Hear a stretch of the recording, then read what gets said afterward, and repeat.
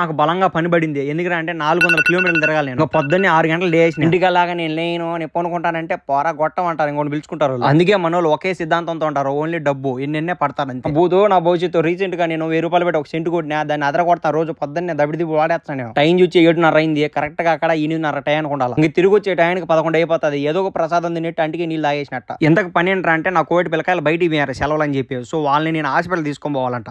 కైరా నుంచి బినేదిల్ గరి ఒక ఏరియా అనేది, అక్కడికి దాదాపు 100 కిలోమీటర్లు. ఇప్పుడు వాళ్ళని హాస్పిటల్ తీసుకొని పోయి మళ్ళీ ఎత్తుకొని కైరాలు తీసి పెట్టాలా. నా 5 ఏళ్ల కోవిడ్ చరిత్రలో ఫస్ట్ టైం పంచర్ అయింది. మా చూడ శీల చూడ ఎంత బాగా చక్కగా చెక్కున్నది. ఇదే బినేదిల్ గరి హాస్పిటల్ లో దీని పక్కనే కోవిడ్ పోలీస్ మ్యూజియం ఉన్నది. నేను వీడియో తీసిన కింద చూడండి. బండిలో కూర్చోలేక బయటకు చూస్తే పాత రోల్స్ రాయల్స్ కార్ చూసినా ఏమన్నది చూడ. పిల్లకాయల్ని హాస్పిటల్ నుంచి తిరిగి మళ్ళీ 100 కిలోమీటర్లు తీసుకువచ్చి ఆ కోవిడ్ అతను అన్నం పెట్టాడు. ఒకరు మెక్కుతున్నా. పిల్లకాయలు వేరే బండ్లు అయితే తీసుకోపోయినా మళ్ళీ తిరిగి వచ్చాను. మళ్ళీ పంచర్ అయితే వేయించుకునేసిన. ఇంకా నా ఊళ్ళో పెనంలో వేసినట్టు అయిపోయింది. దొమ్మలాగా నిద్రపోయినా. మళ్ళీ నా యూపీ ఫ్రెండ్ వచ్చి లేపి తూ మేరా భయ్య అయ్యారని చెప్పి రోటీ చికెన్ తినిపించాడు.